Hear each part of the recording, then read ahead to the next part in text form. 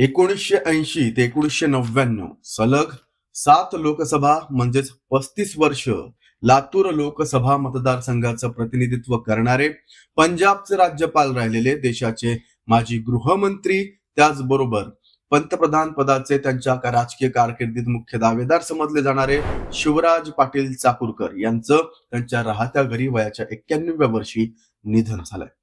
त्यांचं वृद्धापकाळानं निधन झालं. त्यांची प्रकृती खालावली, अस्वस्थ वाटायला लागलं आणि त्याच दरम्यान त्यांचं निधनही झालं. पण आज त्यांच्या या निधनानंतर त्यांच्या एकूण राजकीय प्रवास, त्यांनी गाठलेली कारकीर्द, एक लातूरचा साधा नगराध्यक्ष ते देशाचा गृहमंत्री, पंजाबचा राज्यपाल, हा त्यांचा प्रवास आपण आजच्या या व्हिडिओतून उलगडणार आहोत. नमस्कार, मी अभिषेक गावंडे आणि तुम्ही पाहताय लेट्स अप मराठी. 12 डिसेंबर 2025 म्हणजे आजच शुक्रवारी शिवराज पाटील चाकूरकर यांचं वृद्धापकाळानं निधन झालं. शिवराज पाटील चाकूरकर हे देशाच्या राजकारणात लातूरचे ते जवळपास 6 दशक ते लातूरच्या राजकारणाचे केंद्रबिंदू होते. त्याचबरोबर त्यांनी देशाचं गृहमंत्री पद पण सांभाळलं. पंजाबचे राज्यपालही ते राहिले होते. पण सर्वात मोठी गोष्ट म्हणजे जर कोणी मराठी व्यक्ती देशाचा पंतप्रधान होऊ शकत होती तर त्यावेळेस त्यांच्या कार्यकाळात म्हणजे 2004च्या आसपास जे नाव आघाडीवर होतं महाराष्ट्रीयन माणसाचं, नेत्याचं, ते नाव म्हणजे शिवराज पाटील चाकूरकर. या शिवराज पाटील चाकूरकरांना 2004 साली जो आहे तो लोकसभेला पराभव पत्करावा लागला.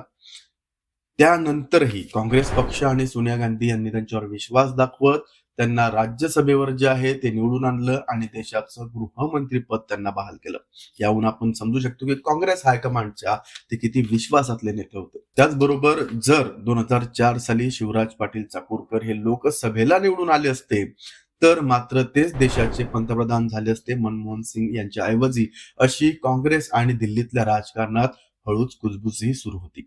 त्यामुळे शिवराज पाटील चाकूरकरांचा राजकीय ओरा हा केंद्रात काय होता हे वेगळं सांगायला नको. मागच्या 6 दशकांमध्ये ते लातूरच्या राजकारणाचे केंद्रबिंदू होतेच. देशाच्या राजकारणात त्यांनी आपलं नाव कमावलं होतं. पण हे सगळं करत असताना एक साधा विचार तो आहे की एक लातूरचा साधा नगराध्यक्ष ते देशाचा गृहमंत्री आणि पंतप्रधान पदाच्या शर्यतीतला उमेदवार, असा हा त्यांचा एक विलक्षण राजकीय प्रवास, त्यांच्या कारकीर्द जी आहे ती अशी म्हणता येईल. मात्र हे सर्व करत असताना किंवा बोलत असताना त्यांच्यावर एक अशी वेळ आली होती की ज्यावेळेस त्यांना विरोधकांनी लक्ष केलं होतं. ते म्हणजे 2008 साली 26/11 झालेला मुंबईवरचा दहशतवादी हल्ला. ज्यावेळेस 3 दिवस मुंबई जळत होती किंवा मुंबईवर जे ऑपरेशन सुरू होतं त्या दरम्यान मात्र शिवराज पाटील चाकूरकरांवर असाच खालच्या दबक्या आवाजात आरोप होतो की त्या 3 दिवसांच्या काळात फक्त शिवराज पाटील हे कपडे बदलत होते, ड्रेस बदलत होते. त्यांना सिरियल ड्रेस चेंजर असं विरोधकांनी नाव ठेवलं होतं. त्याचबरोबर त्यांना नीरो या नावाने संबोधलं जात होतं. नीरो अर्थातच रोमन साम्राज्य ज्यावेळेस जळत होतं त्यावेळेस तिथला हा शासनकर्ता जो आहे तो बासरी वाजवण्यात मग्न होता. त्यामुळे त्याच्याशी शिवराज पाटील यांची तुलना झाली आणि त्यामुळेच कुठेतरी एक मराठी व्यक्ती जे आहे ते पंतप्रधान पदापासून थोडा अजून दूर गेला की काय, अशी भावना एक निर्माण झाली होती. त्यामुळे चाकूरकरांच्या आयुष्यात जर त्यांना कोणत्या वाईट प्रसंगाला सामोरं जावं लागलं असेल तर तो हा एक प्रसंग होता. मात्र देशाच्या राजकारणाला, देशाला महाराष्ट्रानं अनेक सुसंस्कृत आणि शालीन नेते दिले. त्याच्यात आपण गोपीनाथ मुंडेंचं नाव घेऊ शकतो, विलासराव देशमुखांचं घेऊ शकतो, त्याचबरोबर प्रमोद महाजनांचं घेऊ शकतो आणि शिवराज पाटील चाकूरकर त्यांच्यापैकीच एक.